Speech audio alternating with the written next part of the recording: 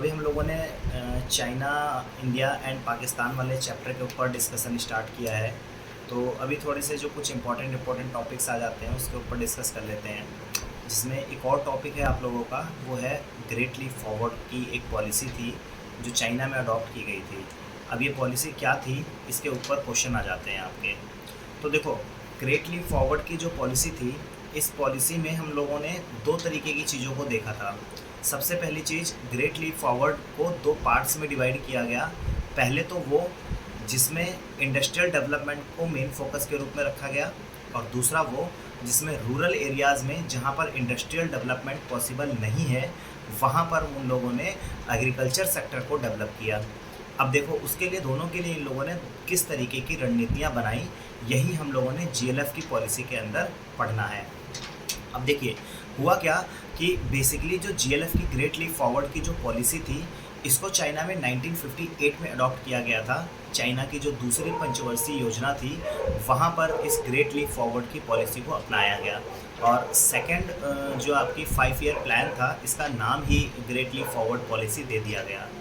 अब जो चाइना था तुम्हारा, इस चाइना ने क्या किया इस ग्रेट लीप फॉरवर्ड में, इन्होंने सबसे पहले तो बेसिकली शहरों के लिए इंडस्ट्रियल डेवलपमेंट को फोकस में रखा, और सेकेंडरी रूरल जो एरियाज़ थे उनके लिए इन्होंने कम्यून सिस्टम या फिर जो कम्यून पद्धति थी उसको ध्यान में रखा। अब ये दोनों क्या क्या चीज़ें हैं, इसके ऊपर डिस्कस कर लेते हैं। देखिए, जीएलएफ की जो ग्रेट लीप फॉरवर्ड की जो पॉलिसी थी, इसके तहत शहरों में और गाँव में जहाँ पर पॉसिबल हो, लोगों को इस चीज़ के लिए प्रमोट किया गया ताकि वो लोग अपने घर के पीछे के एरिया में इंडस्ट्री, छोटी मोटी इंडस्ट्रीज़ को सेटअप करें। अब उसका फ़ायदा क्या होगा? उसका फ़ायदा ये होगा कि छोटी छोटी इंडस्ट्रीज़ अगर आप लोग अपने घर में लगाओगे तो आप अपने आप को एम्प्लॉयमेंट तो दे ही रहे हो, साथ ही साथ आप और लोगों को भी रोज़गार दे रहे हो। इंडस्ट्री लगाने से फ़ायदा ये हुआ कि खुद का भी रोज़गार हुआ और दूसरों को भी रोज़गार दिया। सेकेंड थिंग कि यहाँ पर गवर्नमेंट ने बहुत ही ज़्यादा टीम्स बनाई, और वो टीम्स थी प्रोफेशनल्स की, ट्रेंड पर्सन्स की और कॉलेज प्रोफेसर्स की, जिन्होंने गांव-गांव विजिट करके लोगों को इस चीज़ के लिए प्रमोट किया कि आप लोग इंडस्ट्रियल डेवलपमेंट को फोकस में रखते हुए अपने घर में छोटी छोटी इंडस्ट्रीज़ को सेटअप करो।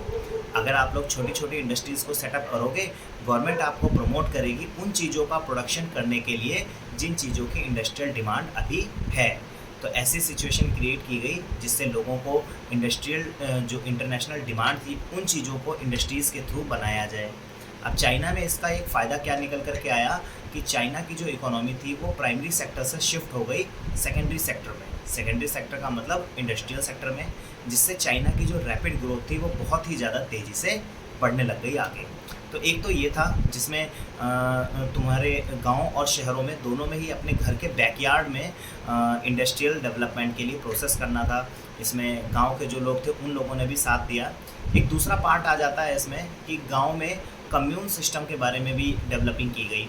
रशिया से एक ट्रेंड लोगों की टीम बुलाई गई और उन्होंने लोगों को कम्यून सिस्टम के बारे में बताया। कम्यून का क्या मतलब होता है? कम्यून का मतलब होता है कम्युनिटी, इकट्ठा हो जाना, कोलैबोरेट हो जाना। जिस तरीके से हम लोग इंडिया में कोऑपरेटिव फार्मिंग करते हैं, जिसको हम लोग खेती बोलते हैं, तो वो हमारी जो कोऑपरेटिव फार्मिंग है, सेम उसी तरीके का एक कॉन्सेप्ट चाइना में लाया गया था, जो था तुम्हारा कम्यून सिस्टम। वहाँ पर लगभग 26,000 गाँव को एक इकट्ठा कर दिया गया था।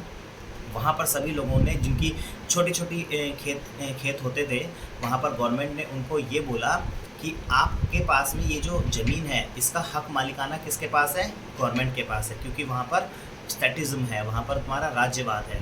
अब सरकार ने उनसे ये बोला कि आप अब अपनी इस ज़मीन के मालिक नहीं हो, सरकार इसकी ज़मीन के मालिक है। इस ज़मीन पर आपको जो भी काम करना है, वो सारा का सारा काम आप सरकार के तौर तरीक़ों के हिसाब से करोगे। इस पर काम करने के लिए आपको एवज में वेजेस मिलेंगे। अच्छा, जो आपके लैंडलेस लेबर्स थे, उनको गवर्नमेंट ने वो ज़मीन भी अलॉट की, जिस ज़मीन के थ्रू गवर्नमेंट ने उनका प्रोडक्शन करवाया। इसके कुछ एडवांटेजेस भी थे और साथ ही साथ कुछ डिसएडवांटेजेस भी थे। 12th क्लास के सिनेरियो से अगर हम लोग देखें तो सिर्फ एडवांटेजेस ही आप लोगों को पढ़ने होते हैं, तो ज़्यादा डिसएडवांटेजेस की बात हम लोग नहीं करेंगे। बेसिकली अगर हम लोग बात करें तो ये जो पॉलिसी थी, ये इस पॉलिसी ने चाइना की इकोनॉमी को बूस्ट करने में बहुत ज़्यादा हेल्प की है। साथ ही साथ इसके डिसएडवांटेजेस बहुत सारे थे। नीड नहीं है आप लोगों को उसके डिसएडवांटेजेस की, इस वजह से मैं डिसएडवांटेजेस नहीं बता रहा हूँ। आप लोगों को सिर्फ इसके एडवांटेज ही क्रिएट करने हैं। एडवांटेज में तुम्हारा क्या हुआ, इंडस्ट्रियल सेक्टर तो डेवलपमेंट हुआ ही हुआ, इसके साथ साथ तुम्हारा जो आपका एग्रीकल्चर सेक्टर था वो भी बहुत ज़्यादा रैपिडली इंक्रीज़ हुआ, क्योंकि अगर कोई एक व्यक्ति अगर प्रोडक्शन करता है एग्रीकल्चर में, उसकी कॉस्ट बढ़ जाती है। वहीं अगर हम लोग सब लोग मिल करके प्रोडक्शन करें तो उससे हमारी कॉस्ट रिड्यूस हो जाती है।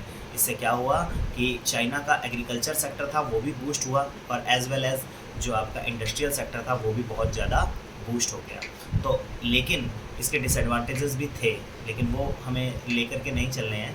तो हमें सिर्फ़ और सिर्फ अच्छी चीज़ें करनी है, और वो अगर मान लीजिए आपके पास में आता है क्वेश्चन तो आपको इसी तरीके से एक्सप्लेन करके देना है। हाँ, एक मेन चीज़ और रह गई कि ये जो आपका ग्रेट लीप फॉरवर्ड की जो पॉलिसी थी ये किसने चालू की थी, तो माओ त्से तुंग या फिर जो आपकी बुक्स में कई बार माओ जेडोंग लिखा होगा, वो दोनों एक ही हैं। पीपल्स कम्युनिस्ट पार्टी जो है चाइना की, उसके जो अध्यक्ष हुआ करते थे। तो जितने भी रिवोल्यूशंस ज़्यादातर आए स्टार्टिंग में चाइना में, वो सिर्फ इन्हीं के थ्रू आए हैं। तो इन्होंने ही इसकी शुरुआत की थी, जिसमें प्रोडक्शन के लिए प्रमोट किया गया था लोगों को।